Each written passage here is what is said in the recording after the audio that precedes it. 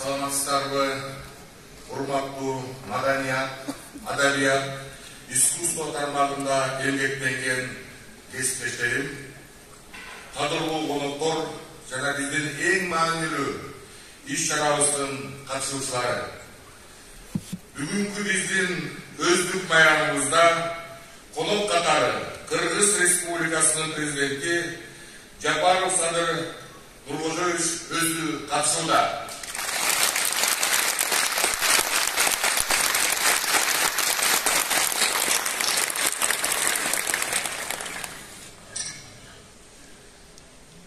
Маданият улуттун жүзү.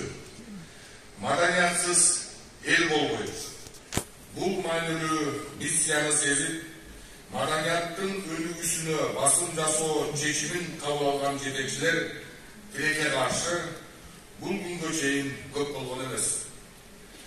Тарыхыбызга көз чаптырсак, 60-70 жылдары маданиятыбыздагы адабият, өркөн сүрөт, музыка, кино жана театр искусствосу үчүн гүлдөгөн жылдар болгон.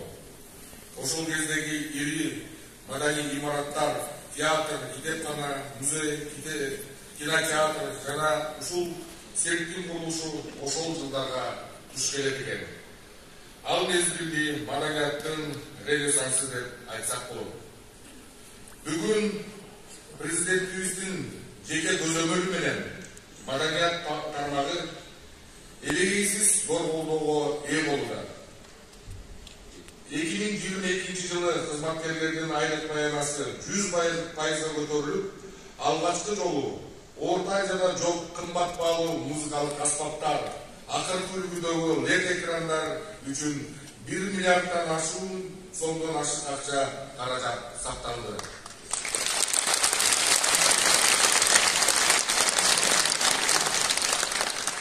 Ошондой эле артисттерибизге жаңы формалар тигилип, Союз убагынан бери алмашылбаган музыкалык аспаптар 1,5 миллиард сомго алынып, мамлекеттик масштабтагы иш-чараларыбыздын көркү ачылууда.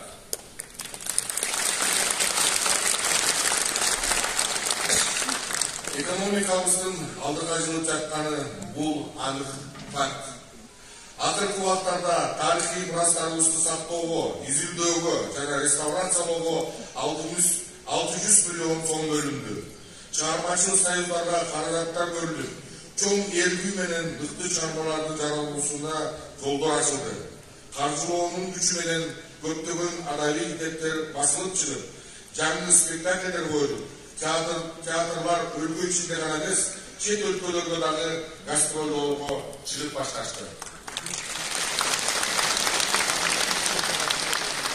Ал эми жаш таланттарыбыз чет жердеги ар кандай сынактардан гран-прилерди бай утуп келүү менен кино, сериал тармагынын бюджети 10 эсеге өстү. 30 миллиондон 345 миллион сомго жетти. Баарыңыздарга белгилүү болгондой, мен экинчи жолу маданият министри болуп иштеп жатам. 2016 жылы ызчу болуп жатып, маданияттын өнүгүүсүнө деп 30 миллион сом кошумча бөлүнгөн. Ошол күндөрү төбөбүз көккө жетип, абдан кубандык эле. Бүгүн биз ал күндөрдү жылмаюу менен эстеп отурабыз. Ал эми мен кечирим сурайм, акылыбыз Садыр Нуркожоевич, сиздер тилүүкте калышы мүмкүн, мен алдыда бирок сүйүнчүлөрүм келип жатат. Ошол 16 жылы 30 миллион бөлүнсө сүйүнүп турганыбыз, ал эми быйылкы 25 жылы кошумча маданиятты өнүктүрүүгө деп 3 миллиард сом бөлүнгөн турат.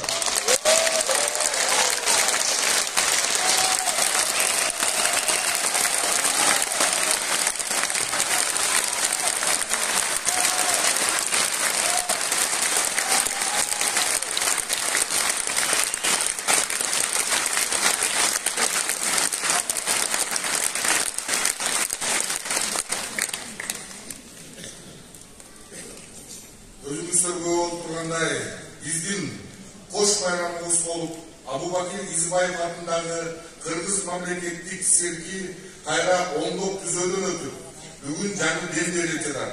кечээде катуу шамал болсо кулап болгон сетибиз бүгүн жаркырап, баардык стандартка жооп берген мыкты заманбап имаратка айланып, баарыбызды кубандырып отурат.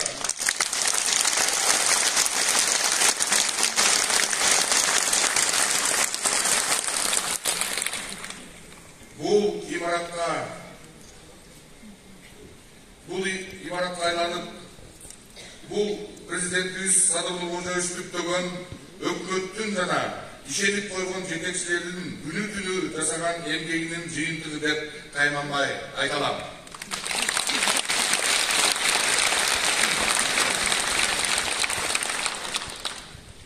Каршылык билдирип кетсем, Кыргыз Республикасынын министрлер кабинетинин төрагасы, Кыргыз Республикасынын президентинин администрациясынын жетекчиси Жапаров Акылбек Шөнбековичке, Кыргыз Республикасынын президентинин иш башкармалыгынын башчысы Куманбаев Каныбек Тургунбековичке өзүнүн атынан жана маданият маалымат спорт жана жаштар саясаты министринин жана маданият өкүлдөрүнүн атынан силерге чоң ыраазычылык билдирем.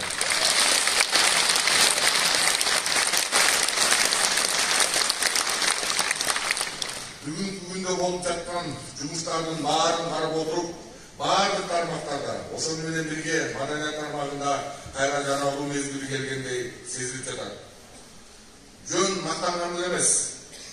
Бүгүн бизге ушул шарттарды түзүп, кандай гана өтүнүчүбүз болбосун колдоп гана келе жаткан өлкө башчыбызга өзүмдүн жана жалпы маданият кызматкерлеринин атынан чын илимден ыраазычылык билдирем.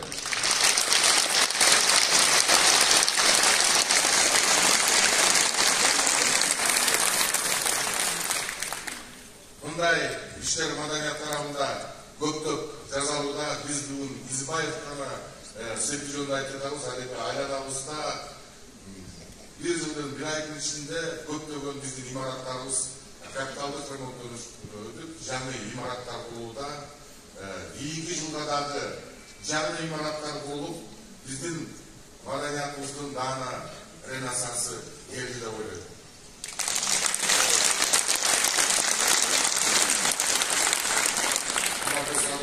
Сизге дагы бир жолу ыраазычылык билдирем. Урматтуу маданият өкүлдөрү, сиздерди